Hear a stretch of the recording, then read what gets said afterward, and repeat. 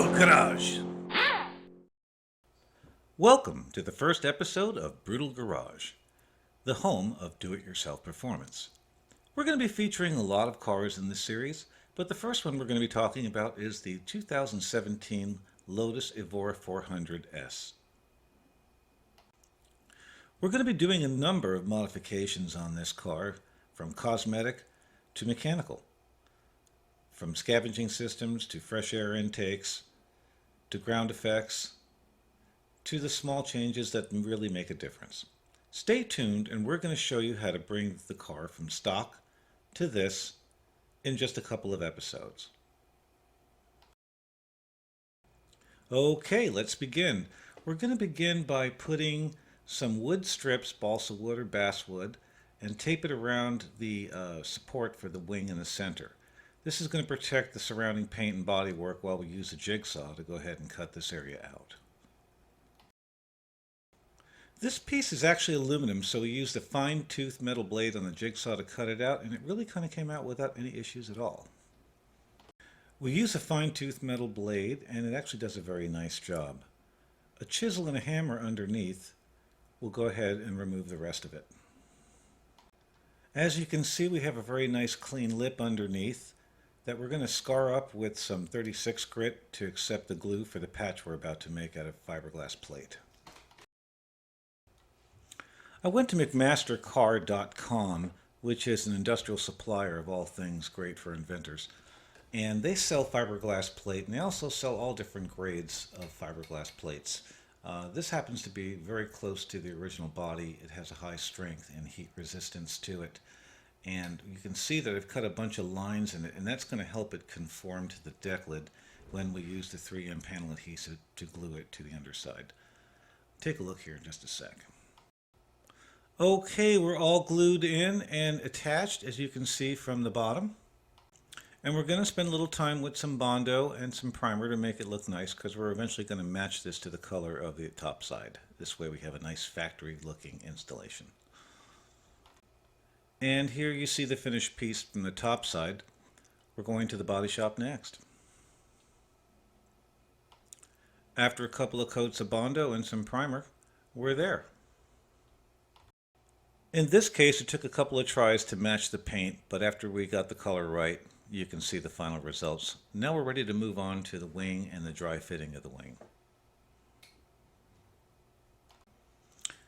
Okay, you can see the underside of the wing here is bolted up with some rubber shims.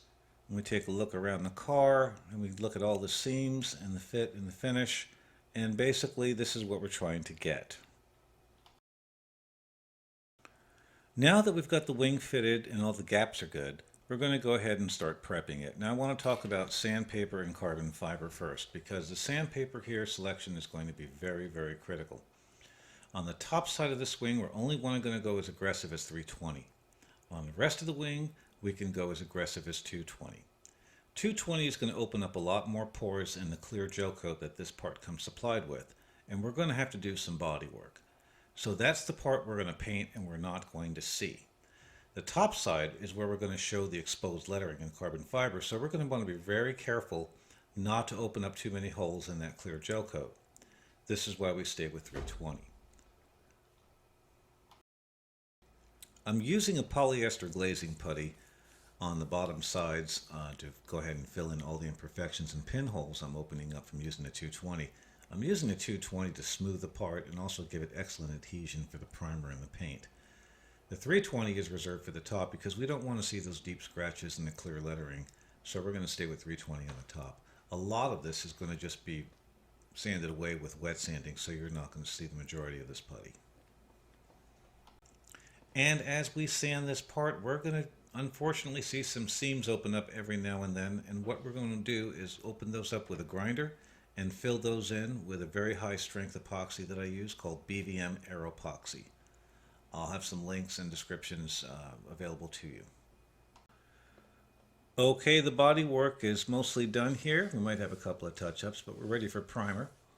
And we're going to go ahead before we do that and insert our wiring for our third brake light, and we're going to go one more step and inject some 3M pillar stiffening foam, which they use in brand new construction of cars, to go ahead and make this wing a little stiffer because I did notice there was a little more flex than I wanted to when I took this apart for a test drive. This is the foam. It comes in a cartridge and you use it with a gun. We go ahead and insert it into the wing and just inject it, and you don't have to worry about it getting too big because it's got plenty of places to go.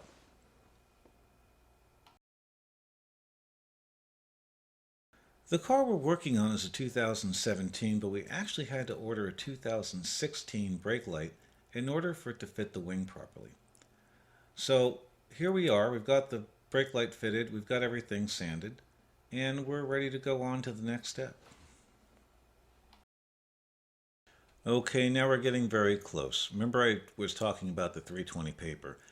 That's so we have the ultra fine scratches in the top. So as you can see, I wrote my name here with water at my fingertip. That's what the carbon fiber is going to look like when we go ahead and put the clear coat on when everything is done. So the entire wing surface is sanded with 320, and then we go ahead and apply the decals in the next photo. We're going to talk about that.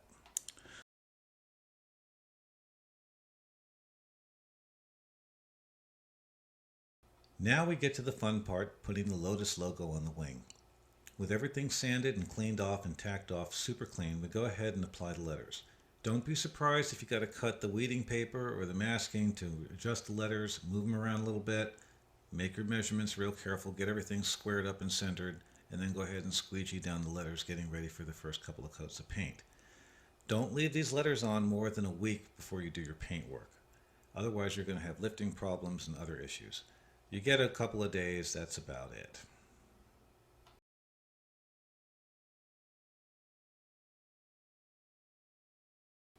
After a few coats of color and clear coat, this is what we have. And now we're ready to install it on the car, and we get this kind of look. This is the GT4 wing.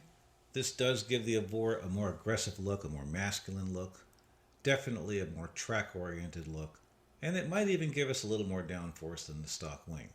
I hope you enjoyed this series on this particular wing installation, and stay tuned for more changes to the Lotus Evora and other cars on Brutal Garage. Brutal Garage.